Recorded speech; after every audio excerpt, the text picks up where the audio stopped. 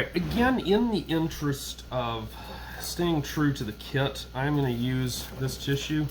This stuff is, I feel like you could almost use it for writing paper. It's kind of on the heavy side. But it is what it is. So we're going to cover the fuselage in gray, because we've got two colors of tissue supplied in here, and that's basically it. So gray and white is what it's going to be, which ironically are the colors that were included in my own Javelin kit 20-something years ago when I built mine. And also included much lighter wood, so light the fuselage ended up terribly, terribly fragile. But that is another story for another day. What we're going to do is snip out what we need here. And I'm going to mention in advance, when it comes to covering in general, other than indoor, I will claim decent competency at indoor, but when it comes to other forms of covering, I am not your man. I really am not. It is not something I have ever really mastered. I've managed to make plastic covered outdoor models look pretty decent by using coverings that have extremely high shrink ratios, but the rest of it, not so much. So I'm going to show you one little bit of covering here, and then when you come back after I've done this, the airplane's all going to have a miracle will have occurred and the airplane will be covered, because that's what I'm going to do. So I'm going to show you covering one side of the fuselage, and then that's it, because you're not going to learn anything substantial from what I do. So I've got the tissue laid out here. Now, if this were Isaki tissue, I would actually spray this with water so that I could stretch it out and get a really nice covering job. And I've actually started getting somewhat better at that. Not a whole lot, but somewhat. So since I have doped the structure, I can just start flooding this with acetone. And by the way, I should mention the advisory, do this in a well-ventilated area. I've got fans blowing and all that. And in my case, I have to be actually particularly careful because I've lost a lot of my sense of smell for unknown reasons. And no, it's not COVID. I've just lost it. And so I have to be really careful about fumes because I can't smell them anymore. Anyway, so I started at the front there, and then we're going to dope down on the sides. I should mention, you probably can see the lettering showing through here. This is not one of my scale builds by any means. I am letting the lettering show through and all that because it's just an endurance ship to have a little bit of fun with. Well, not even, it is a sport plane. It is not an endurance ship. We're going to do some endurance competition with it. But yeah, it is not going to win any endurance contests. Except for, well, I don't know. We'll see how it does in the poster. Because I still have some tricks up my sleeve.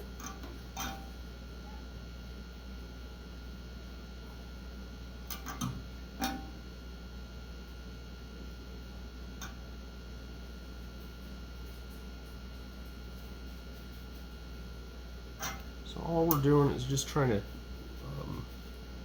activate that dope that is down in there, so that this tissue will then bond to it.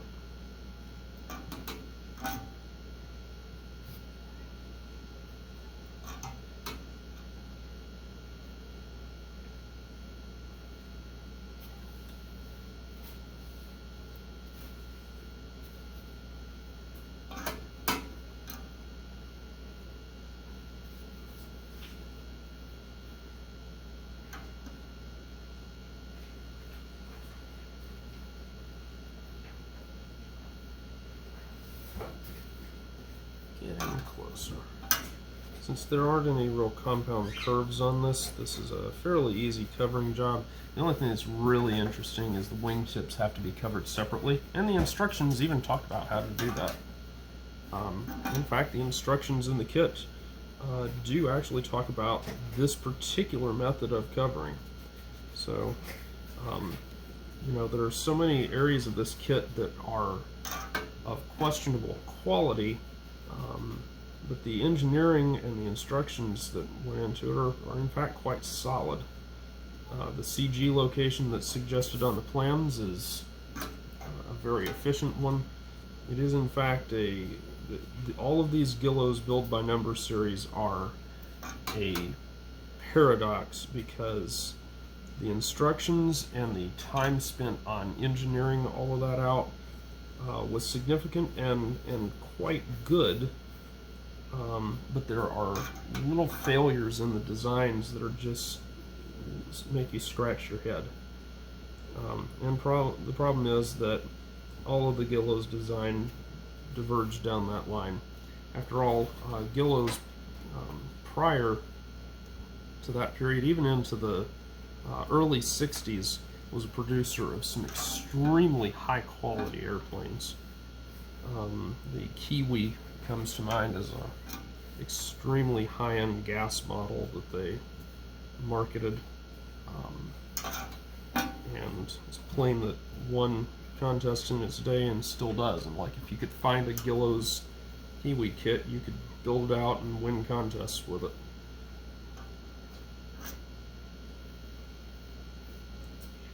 Anyway, that's my rant on that. Almost done with this fuselage.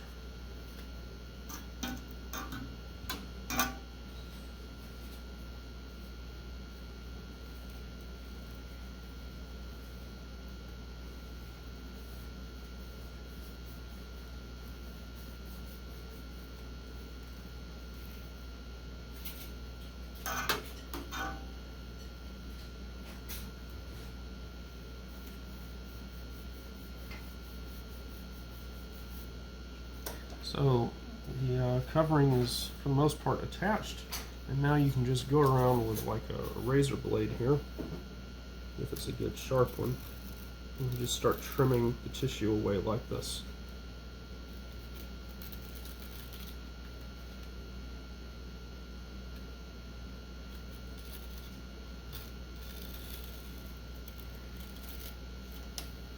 And so what I'm going to do is I'm going to go around the entire airplane and do that. I'm going to put a little thin layer of dope on these edges so that I can get a little bit of an overlap of the tissue on top. Following that, I'll water shrink this, and we'll talk a little bit about finishing the covering before moving on from there. The airplane covered now. I've got a warp. I don't know if you can see it. This wing twists like this, so I'm gonna have to get that out, but we'll get to that in a minute. Fuselage came out nice, and vertical tail. Now I have water shrunk this, and I've still got, I don't know if it shows up real well, I've got some wrinkles on the leading edge. Very difficult to cover. There are not enough ribs in this wing. I've seen people get these covered without wrinkling them, and I'm assuming they did not use the tissue in the kit. Anyway, I've got to get this warp out of here. So what I'm going to do is, I'm going to show you this on camera. I'm just going to squirt it with water. There are people that talk about squirting these things with alcohol. Look guys, if you're in a humid area, like, you know, south, the tissue is going to eventually shrink all the way, no matter what you do. So what I'm going to do here, hold this in place. You gotta be very careful doing this. Okay, there we go. Because you can actually catch the tissue on fire with the amount of heat one of these produces. But I don't know if you can see, this will just suck the moisture right out of the tissue like that. Get rid of a little bit up here. There we go. I mean, it's tight. And then watch out because you can actually burn your hands. This thing gets so hot. Now the awkward part is, for whatever reason, the tissue will in fact slack back out a little bit afterwards. But there you go. The good news is that warp will stay gone in theory, unless I screwed it up. That looks about right. Like that. And I've got a little bit of washout in the tip, in both tips actually, like I'm supposed to. I don't know, I seem to have lost the washout I had on this side. That's okay, we'll deal with that at some point. Alright, so I've got to water shrink the stab here. This will not give me as thorough of water shrinking as I'd like. I'm doing it with the heat gun, but we'll get it close enough. So I've attached everything with dope as I showed you, and then then we'll actually seal the tissue with dope here after we've finished water shrinking the last bit of it.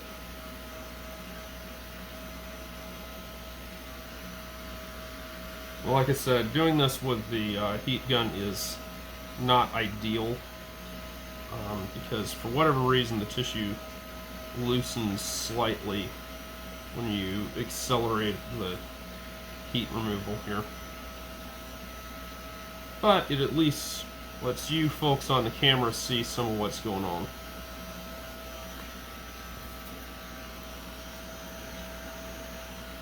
There we go. Now, it also lets me show you some pitfalls. I don't know if you can see here. You see the stab is twisted. So we're going to have to redo that and untwist it. And that's going to require me to do things that I can't really show on camera because I don't have the proper jigging and whatnot. I don't know, we'll see. I'm actually going to try to do this dry. Sometimes you actually can.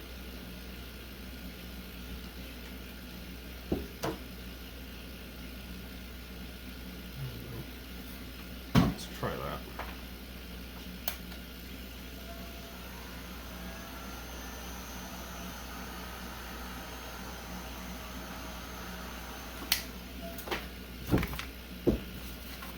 See where that puts us. Not really where I want to be.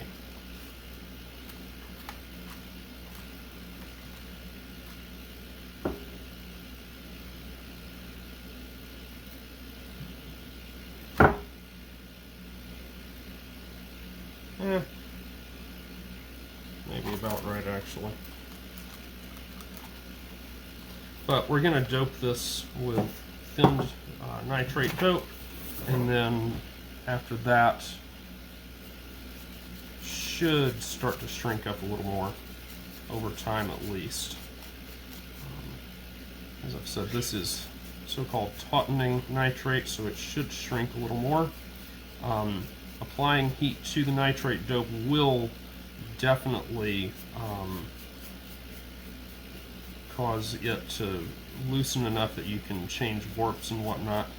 So that's another tool at your disposal when using this method.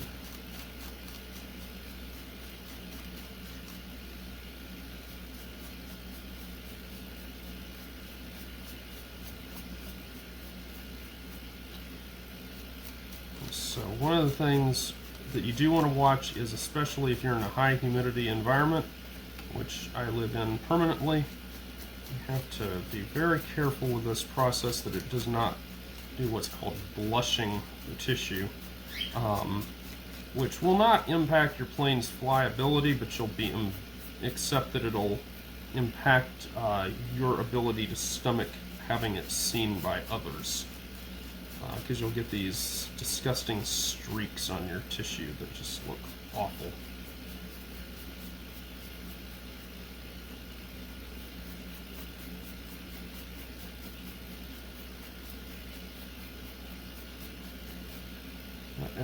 and by the way, I should mention, obviously, lots of ventilation when you're doing this.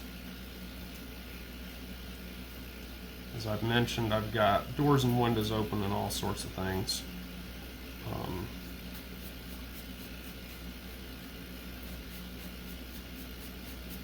Before we go.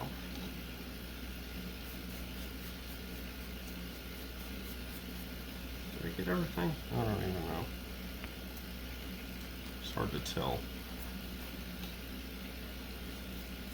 Really hope that leading edge tightens up some more. That just looks terrible. That's what happens when you don't design the airfoil properly. It becomes very difficult to get a good covering job. I think I only got the one side. I don't know.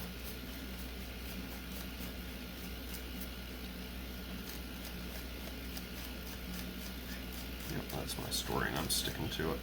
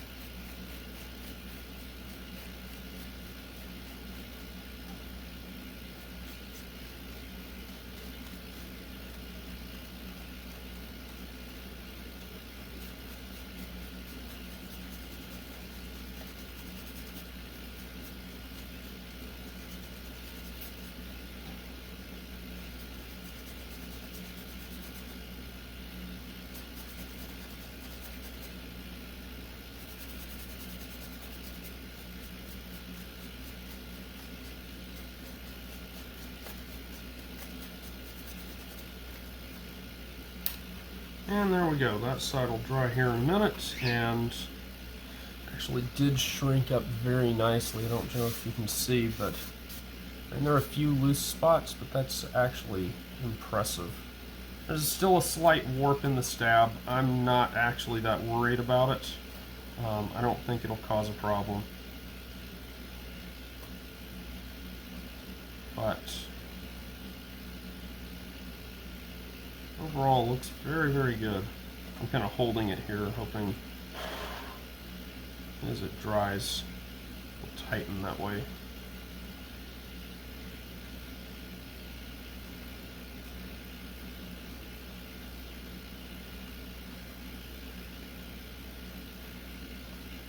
Beautiful. So we have everything doped out, and I also put windows on the plane. You can see, I don't know if you can see, there's a little bit of blushing that's becoming apparent because I use CA, which don't use CA, but I did because I just don't have time, and I've given up on making nice canopies.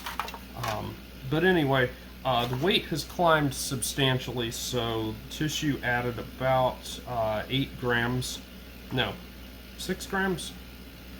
Because we were at 11, now we're up at 17.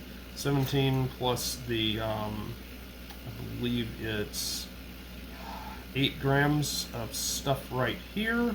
So we're not at a great weight. We're up at 25 grams, which is kind of high for one of these, but it'll fly all right.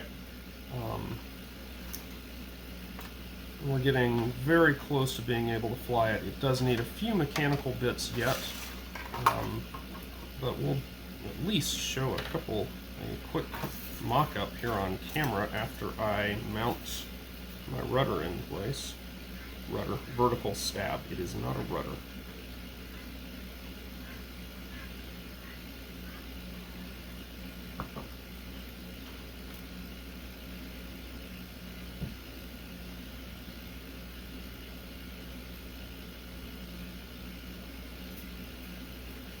There we go. So let's set this here. Oopsie. I'm not gluing that on. It's going to be rubber banded on with a dethermalizer. And there we go. So it looks pretty good. Well, this airplane has never been one that has suffered in the looks department. It looks like it's modeled after a mid-1950s Wakefield, and it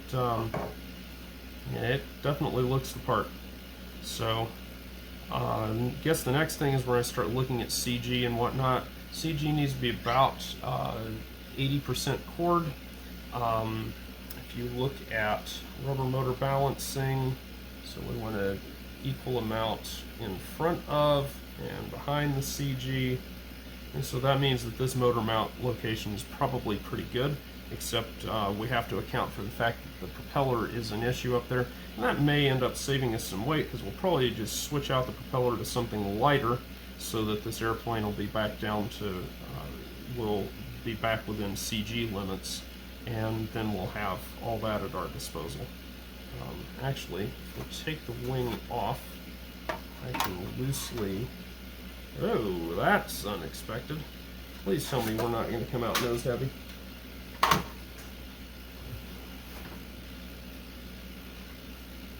And I only thought the glue was dry on my vertical tail.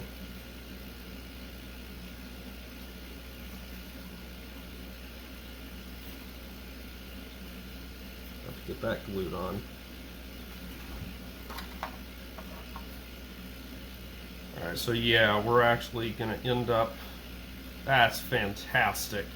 We're going to end up slightly tail heavy. That's not good. Not good at all. That stinks. Alright, so we've done a number of things since you last saw the airplane, so it looks about the same from this side, except I have locating pegs for wing and tail. I also have installed a dethermalizer. So we'll talk about that in a minute. First, I want to talk about the fact that on my wing, I have these little keying bars, and their purpose is so that when I set the wing on here, it doesn't shift around. So I get the same location every time. So I checked the alignment on the wing, marked it with a pen, and then took the wing off and glued those on. You have to hit that with CA accelerator to make sure that there's no wet glue left before you put it back on the fuselage. Very, very important. Next, we're looking here at the tail. So I put a little metal loop right here, and that is for my DT line to go in. You can see I've keyed my stab as well. So that's the only thing on the stab itself. I have another one of those little loops right here on the back of the fuselage, and my DT line passes through. So this is where we get a little more interesting. This carbon rod that I have tied on the end of this string is able to slide in here.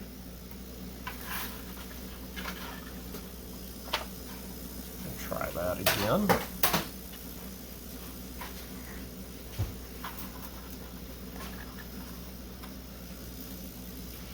I have too much dried glue on my hands, and it's interfering with my ability to manipulate much of anything. There we go. So now that drops back down and it locks in. Meanwhile, my wife is destroying the house. Alright, so that now has a travel limit because this line that goes between this loop and this one on my fuselage has another carbon rod tied in the other end of it. So as a result, when I loop in this rubber band back here, Now drop it over the top here. Get our thing centered back up.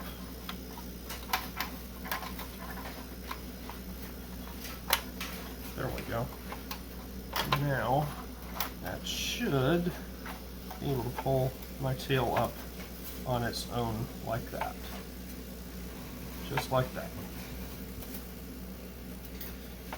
Now, I may need a little more tension in that because that's a little weak of a deployment, but that's okay.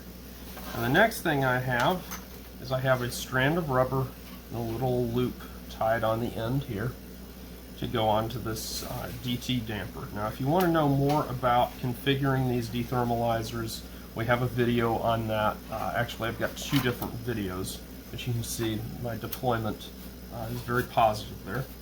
And now I can bring the wing on, and from attaching it, all that we have to do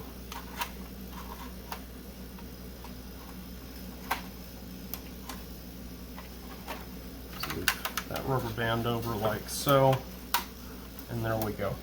Wing is attached. Now the next thing we need to do is we need to set up a rubber band for this airplane. So first of all, I cut a piece of aluminum tubing. It's 1/4 inch aluminum tubing. You can see I've flared the ends. I have installed an aluminum rear peg. This is 1/8 inch aluminum tubing. So just very normal stuff here. And then I've got a piece of rubber. I have already tied this to length. So it's 4 strands. And if you look here, if I were to double this up again into 8 strands, it would be my hook to peg distance here. So this is twice the hook to peg distance. So when this airplane, when the motor unwinds, it's going to bunch up in there, right? Well, we're going to mitigate that, and we're going to mitigate it. First, we need to lubricate the rubber.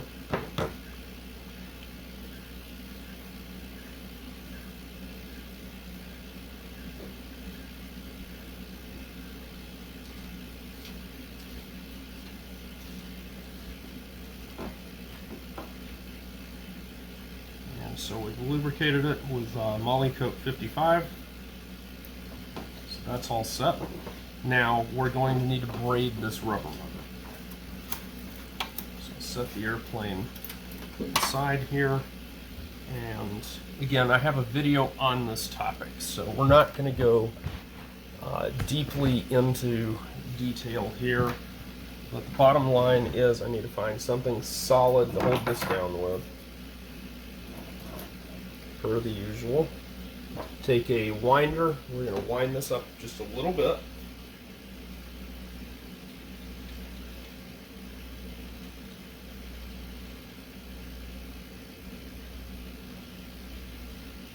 Now I want to find the halfway point in this rubber motor, roughly. I can pull this together.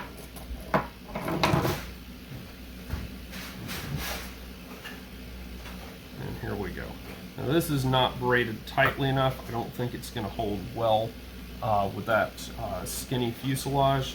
So I'm going to crank a few more turns yet.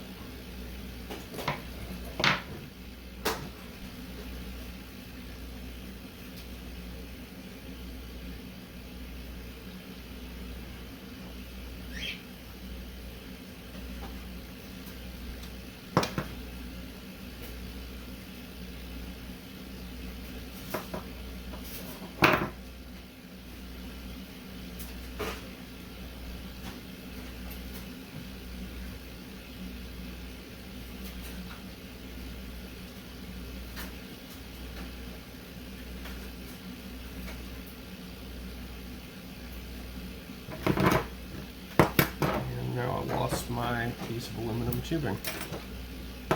Alright, so we're going to take this piece of 1/4 inch tubing. I've lost some turns here. Be careful about that. Put that on the end, and there we go. Now we can feed this down inside the fuselage. This is going to be a tight squeeze. The nose opening on this airplane is terribly, terribly small.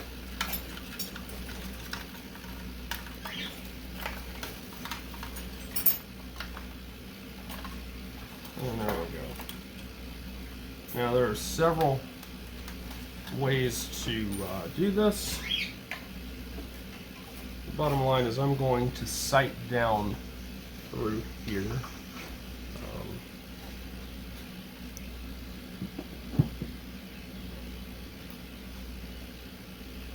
This is not the preferred way necessarily, but it works. And it is my time-honored method, and it means I don't have to cut an opening. I don't have to cut an opening in the bottom of the fuselage if I do it right. Problem is, I keep slapping it with my face.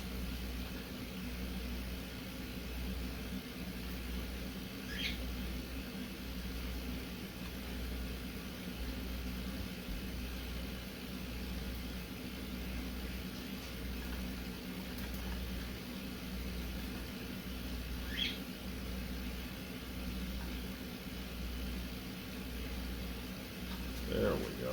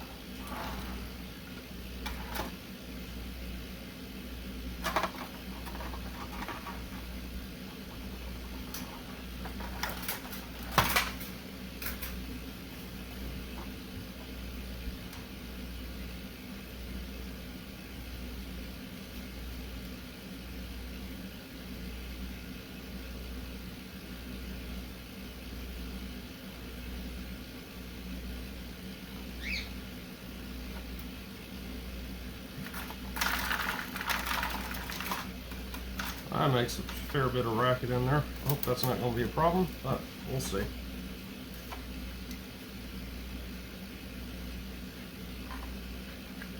Alright, so loaded up with rubber. Our CG is on the wing trailing edge. You may want to slide it a little further forward. Alright, so I hope you have enjoyed this build of the Guillow's Lancer for the postal contest and for your enjoyment and all that such like.